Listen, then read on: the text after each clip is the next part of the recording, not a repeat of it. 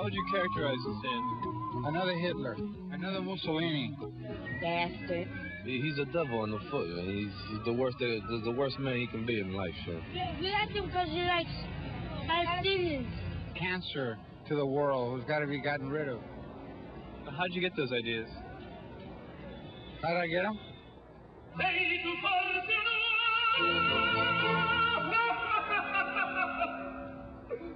Bush is saying this, he's akin to Hitler.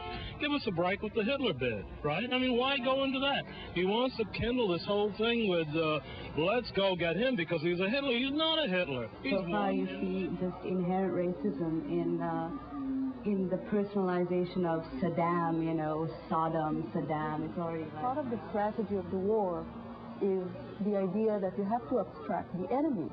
And one of the strategies or tactics of abstraction is to never refer to civilian lives. A lot of Palestinians have died already, and nobody would help us except for Saddam. And if he's going to help us, we'll take anything we can get, because America's not helping us. They're helping the Israelis kill the Palestinians.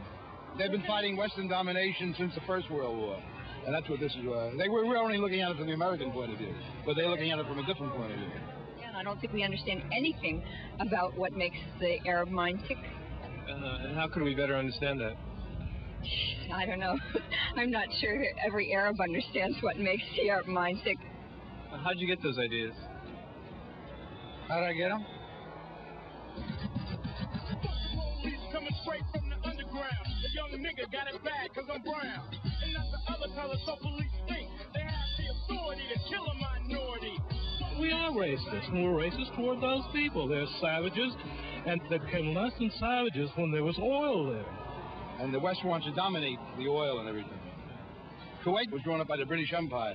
We have replaced the British Empire, which has just died out. It was between Arab countries, and that why, in the first place, why was Bush there? He didn't go running to Palestine when they were killing all those Palestinian children and everything. Can you rephrase that, please? Is Hussein a good enemy? A good enemy? What do you consider a good enemy? I think George Bush has a heart of cement. And who's going to pay for it? The lowest classes here. It's the lowest class of people who are going to pay for this. White and black. Don't bring everybody in. Don't worry. Want to know, what you don't know anything about, and even though they claim to be investigating terrorism, they're interested in political activities. So anything that you say will lead to more questions. I've been facing a lot of questions, from FBI especially, about my past, and they threaten you. What exactly do they ask you?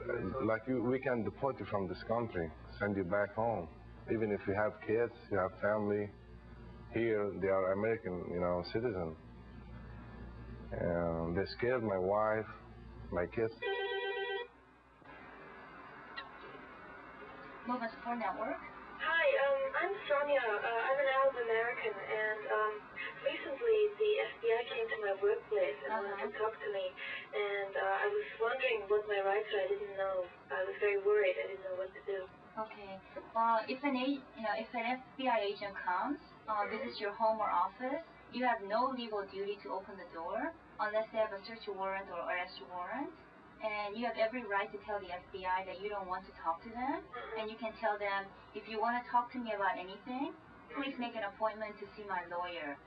It's hard to believe, that you're in a free country, as they say, and you find something else. Especially when they've been calling my wife, we're going to send your husband back home if he didn't cooperate with us.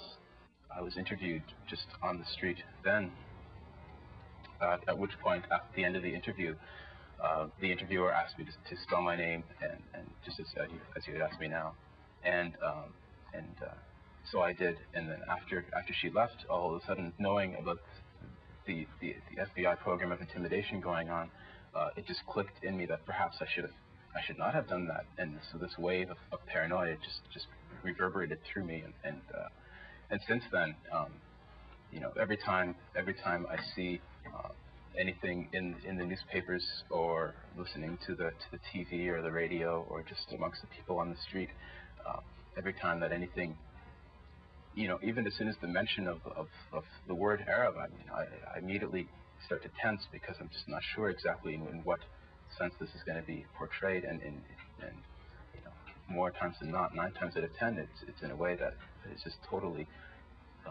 reprehensible and misrepresentative of what Arabs are.